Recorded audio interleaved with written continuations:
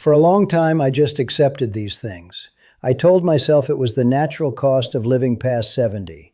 You slow down, your parts wear out, you learn to live with the aches and the slow healing. That is what everyone tells you. But the body warns before it charges. And I spent a lot of my life ignoring those warnings because I did not know how to listen to them. It was not until Eleanor had her health scare a few years ago that I finally woke up.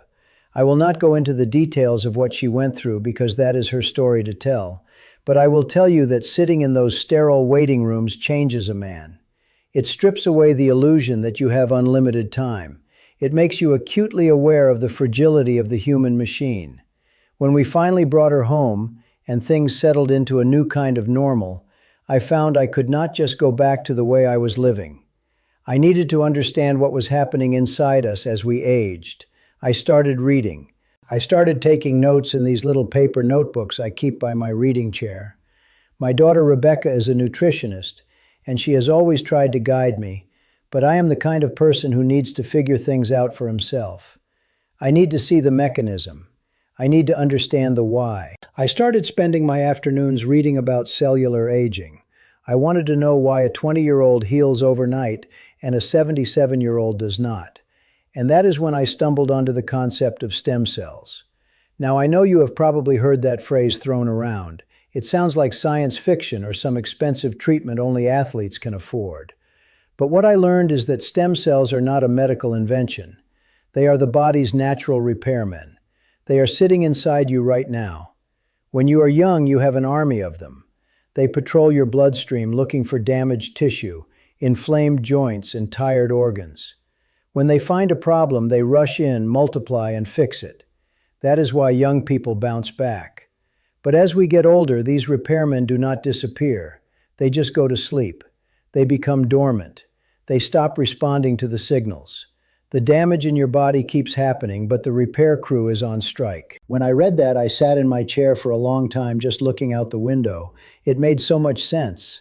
It explained the stiffness, the slow healing, the general feeling of decline.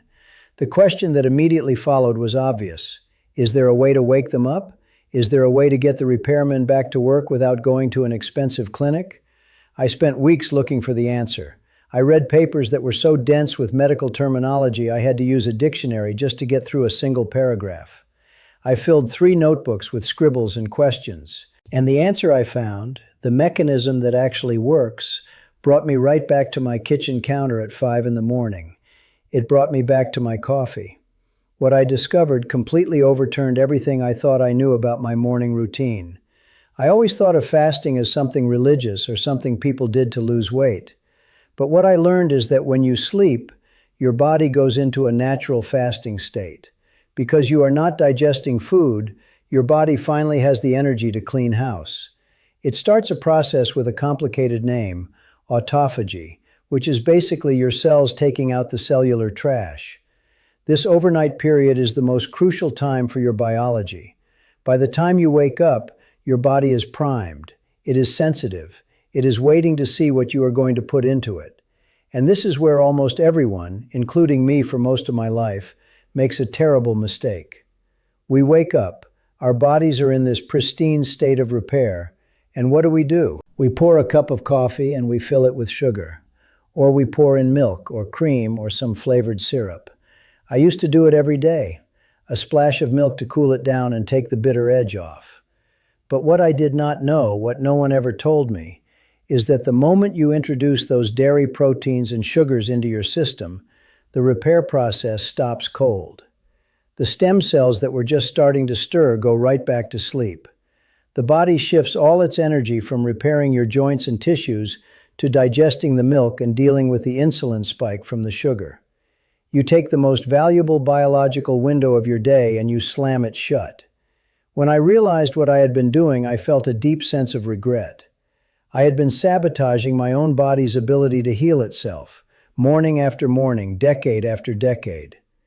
But the research I was reading did not just tell me what to stop doing. It told me what I could do instead. And this is the part that I still find hard to believe, even though I experience it every day. I learned that coffee itself, just the plain dark liquid, is not just caffeine. It is packed with these compounds called polyphenols. They are powerful antioxidants, and when you drink black coffee on an empty stomach after a night of sleep, those polyphenols actually encourage the cellular cleanup process. They keep the window open. But there was a missing piece. Coffee alone keeps the cleanup going, but it does not necessarily wake up the dormant stem cells. For that, you need a very specific trigger. You need compounds called flavonols. I found a study from a prominent university that tracked what happened to the blood of older adults when they consumed high concentrations of specific flavonols. The researchers were not looking at energy levels or weight loss. They were looking at endothelial stem cells, the ones responsible for repairing your blood vessels and keeping your circulation strong. When I read the numbers in that study, I could not get them out of my head for days.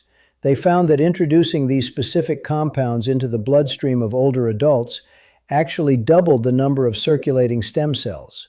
It mobilized the repair crew. It woke them up. The highest natural concentration of these specific flavonols does not come from a pill. It comes from cacao, not chocolate, not the sweet powder you mix with hot milk for children.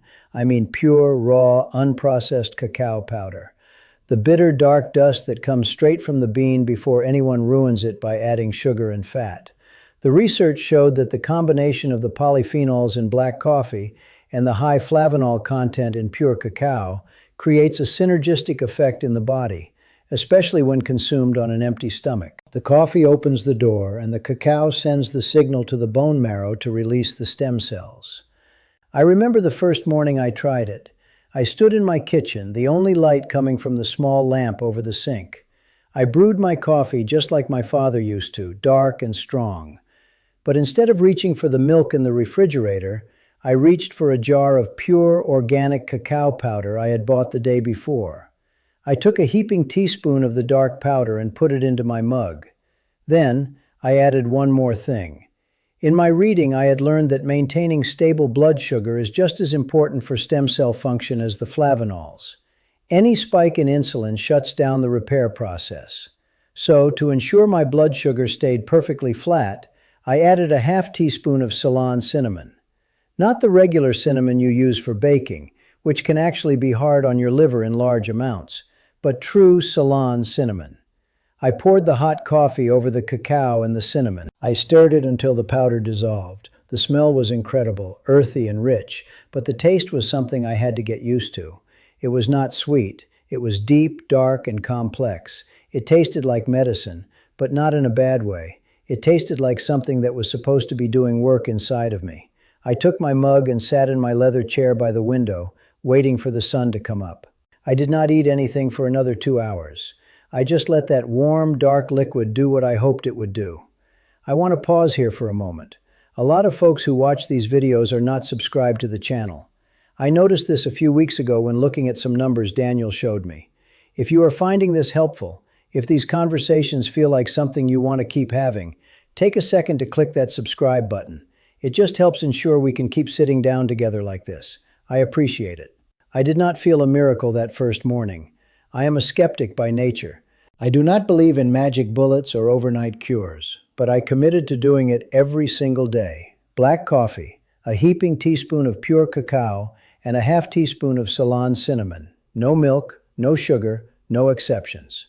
I drank it slowly, and I kept my fasting window open until at least 9 or 10 o'clock.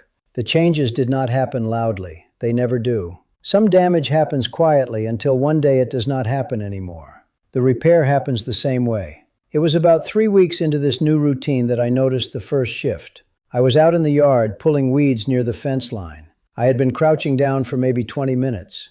Normally, when I stand up after doing that, I have to brace myself against the fence post. My knees ache, my lower back catches, and I have to slowly straighten out. But on that Tuesday morning, I just stood up. I did not think about it until I was already standing. The deep, familiar ache was significantly muted. It was not gone completely. I am 77 years old after all, but the sharp edges of the pain had been filed down. Then I started noticing my mental clarity in the mornings. For years I had accepted that the first 2 hours of my day would be spent in a slight haze. But I found myself sitting in my chair with my notebooks, reading complex articles and actually retaining the information without having to read the same paragraph 4 times. My energy was not a frantic, nervous energy. It was a calm, sustained current that carried me through the afternoon without the sudden crash I used to experience. But the most profound moment came when I went in for my regular blood work a few months later. Again, I will not make medical claims, and I have no way to know for sure exactly how much of this is due to my morning routine. But my doctor looked at my markers for systemic inflammation and was genuinely surprised. The numbers had dropped significantly. The quiet, chronic fire that burns inside so many of us as we age had been turned down. When he asked me what I had changed, I just told him I changed the way I drink my coffee. He smiled, probably thinking I was joking. But I knew exactly what was happening. The repairmen were back on the clock. I have spent a lot of time thinking about why this specific combination works, and why so few of us are told about it. We live in a world that wants to sell us complicated solutions. We are conditioned to believe that if something is going to improve our health, it must come in a plastic bottle with a prescription label, and it must cost a lot of money.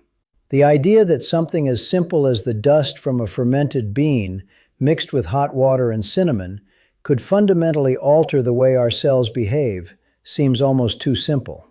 But nature is elegantly simple. The mechanisms of the human body have evolved over thousands of years to recognize and utilize these exact compounds. The mistake I made for decades was thinking that I could outsmart my biology. I thought I could dump sugar and dairy into a finely tuned machine and expect it to just deal with it. I did not respect the silence of the morning fast. I did not understand that the absence of food is just as important as the presence of nutrients. By combining the fasting window with the specific triggers of cacao and coffee, I finally started working with my body instead of against it. I shared this routine with Eleanor when I started noticing the differences in myself. She was hesitant at first. She has always loved her coffee with a generous pour of cream. But she saw how my morning stiffness had eased, and she saw the consistent energy I had throughout the day. She started asking me to make her a cup my way. It took her a week to get used to the bitterness, but now, if I even suggest adding milk, she waves me off. She says it makes her feel lighter, cleaner inside. We sit together in the kitchen now, 2 people in their 70s, drinking this dark, earthy brew, knowing that in some small, unseen way, we are giving our bodies the tools they need to keep fighting for us. There is a specific kind of regret that comes with learning something important late in life. I often look back at my 50s and 60s and wonder how much unnecessary wear and tear I put on my body simply because I did not know any better. I wonder how many morning repair cycles I shut down for the sake of a sweet cup of coffee. But regret is a heavy thing to carry, and it does not serve any useful purpose. The only thing you can do with a late realization is apply it to the days you have left, and perhaps share it with someone else who might still have time to change course. I am telling you this because I wanted someone to have told me before. I want you to understand that you do not have to passively accept the slow decay of your physical capability. You do not need fear. You need attention. You need to pay attention to the signals your body is sending you. And you need to pay attention to the science that is finally catching up to what nature has known all along. I cannot guarantee that adding pure cacao and Ceylon cinnamon to your black coffee will change your life. I am not a physician, and I do not know your specific health history. I can only tell you what I observed, what I read, and what I passed on to my own routine. I can only tell you that for me, it was the turning point. It was the moment I stopped treating my body like a vehicle that was slowly running out of gas and started treating it like a living system that could still be repaired if I just stopped getting in the way. Tomorrow morning when you wake up, before you reach for the sugar bowl or open the refrigerator door for the milk, I want you to stop and think about the quiet work your body is trying to do inside of you. Think about those dormant cells waiting for a signal. You can choose to shut them down, or you can choose to wake them up. The choice is as simple as what you put in your mug. The house is quiet again. The coffee in my cup is gone. The sun is fully up now, hitting the leaves of the oak tree outside my window. I feel good today. I feel clear. I feel like a man who has finally learned how to make a proper cup of coffee. I hope you find the same clarity. I will see you next time. The house is completely quiet when I wake up. It usually is around 5 in the morning here in Franklin. The sun has not yet started to show through the trees in the backyard, and the only sound is the low hum of the refrigerator in the kitchen. For as long as I can remember, this has been my favorite time of day. I walk down the hallway in the dark, my slippers soft against the hardwood floor, careful not to wake Eleanor. The first thing I do, the very first action of my day, every single day for the past 50 years, is make coffee. It is a ritual so deeply ingrained in my bones that I think my hands could do it even if I were fast asleep. My father was the same way. Back in Ohio, when I was a boy, the smell of his percolator working on the stove was the official start of the morning. He drank it black, scalding hot, sitting at a linoleum table, staring out the window before he went to work. For him, coffee was fuel. It was a harsh, bitter necessity to force the body awake when it wanted to stay asleep. For most of my life, I believed the exact same thing. I thought coffee was just a mechanism to borrow energy from the afternoon so I could use it in the morning. I thought it was just caffeine and water, a simple transaction. I was wrong. And realizing how wrong I was changed the way I look at my mornings, my body, and the way I am aging. Getting older is a strange process. Most of the time, you do not feel it happening. You still feel like the same person inside, looking out through eyes that have seen a little more. But the body keeps its own quiet ledger. You start to notice it in small ways. A stiffness in your knees when you stand up from your favorite leather chair. A fog in your head that takes an hour or two to clear instead of minutes. A cut on your hand from working in the garden that takes 2 weeks to heal when you remember it used to disappear in a few days.